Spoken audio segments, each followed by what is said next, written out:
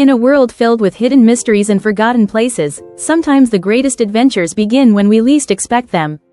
This is the extraordinary story of Daniel Hartman, a quiet historian whose life changed forever when he uncovered the secret of a lost island.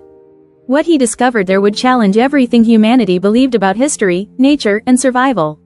Tonight, we follow Daniel on a journey that begins with curiosity and becomes a battle against forces older than civilization itself. Daniel Hartman lived a simple life in Lisbon, Portugal. A historian by profession, he spent his days buried in ancient books, studying languages long forgotten. One rainy afternoon, while organizing old shipping logs in the maritime archives, an elderly librarian approached him with a dusty envelope. "This came in with the Turner collection," she whispered. "We don't know what it is. But it has your name on it." His name? Impossible. The envelope looked centuries old. He opened it carefully. Inside was a map drawn in dark, faded ink. A handwritten message at the bottom said, "To the one who seeks truth.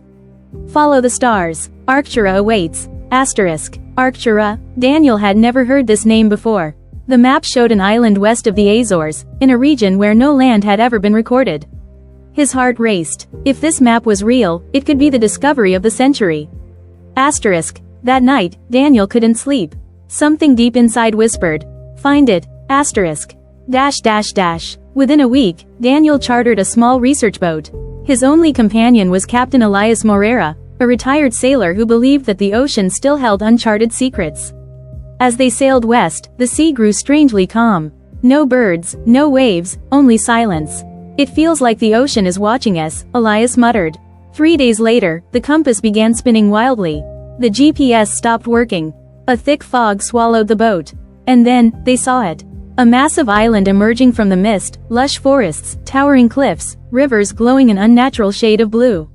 "Arctura," Daniel whispered. The map was real. They anchored the boat near a beach of black sand.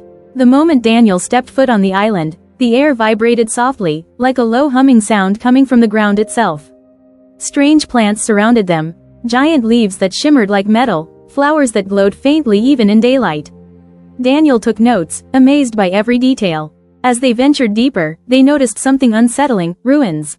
Huge stone structures carved with spirals and symbols unknown to any known civilization. Elias whispered, "These weren't built by islanders. They're too old, too perfect." The deeper they went, the more they felt watched.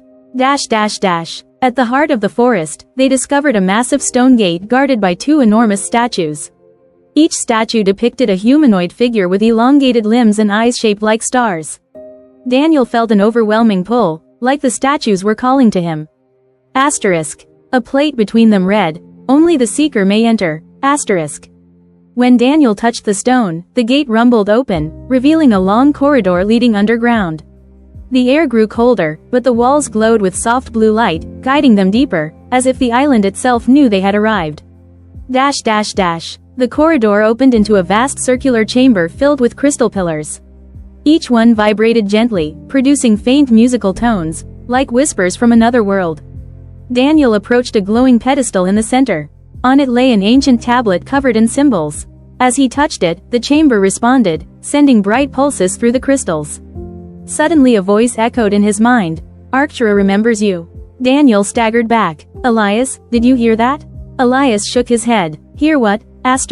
The voice spoke again, calm, ancient, and powerful.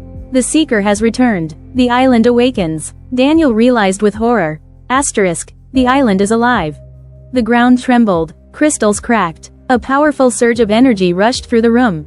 Images flooded Daniel's mind. Cities built with light, beings who shaped nature itself, and a catastrophic event that sank Arctura into obscurity. He saw a civilization older than Egypt, older than Sumer, perhaps older than humanity itself. The island had preserved their knowledge, stored within the crystals for thousands of years. But something else had survived. A dark presence. As Daniel and Elias fled the chamber, the forest no longer felt welcoming. Trees shook violently even though the air was still. Shadowy figures moved between the trunks, silent and fast. Elias raised his flashlight. "What are those?" Daniel swallowed. "Guardians, or prisoners." One of the figures stepped forward, tall, thin, its skin like dark mist, eyes glowing faint blue. It spoke without moving its mouth. "Leave. The island reawakens. Humans are not ready." Daniel stepped forward. "We don't want to harm anything. We only seek knowledge. Asterisk, knowledge brings ruin," the being replied. "Your kind proved this long ago." Asterisk. Before Daniel could ask what it meant, the shadows disappeared into the forest. At dawn, Daniel found a path leading to a towering temple carved into the side of a cliff. Despite Elias's warnings, he felt compelled to enter. Inside, murals covered the walls, telling the story of the Arcturans, a race that harnessed nature through crystal energy. Their cities thrived in harmony, until a faction used the energy for power. War followed. The island was sealed as a warning for future civilizations. Asterisk. Daniel realized, Arctura wasn't lost by accident. It was hidden for protection. Asterisk. At the final chamber, Daniel found a sphere of pure crystal floating above a pedestal. When he touched it, his mind filled with visions again, this time of Earth's future. Cities drowning, forests burning, oceans rising, the same mistakes repeating. A final message appeared. If humanity cannot learn balance, the fate of Arctura will become the fate of Earth. Daniel fell to his knees. They hadn't come here to discover the past, but to be warned about the future.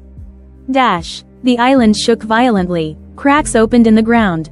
Water rushed inland as if the island was about to sink again. Daniel and Elias sprinted toward the boat. The statues at the gate collapsed. Trees fell. Crystals burst like stars exploding. They barely made it to the boat before the shoreline began disappearing beneath the waves. Fog swallowed the island once more, until it vanished entirely. Back in Lisbon, no one believed Daniel's story. The map had vanished. The boat's instruments showed nothing unusual. But Daniel kept one thing, a shard of glowing crystal from the chamber. Every night, it hums softly, as if the island is still speaking to him. And somewhere, deep in the Atlantic, Arctura sleeps, waiting for the next seeker of truth.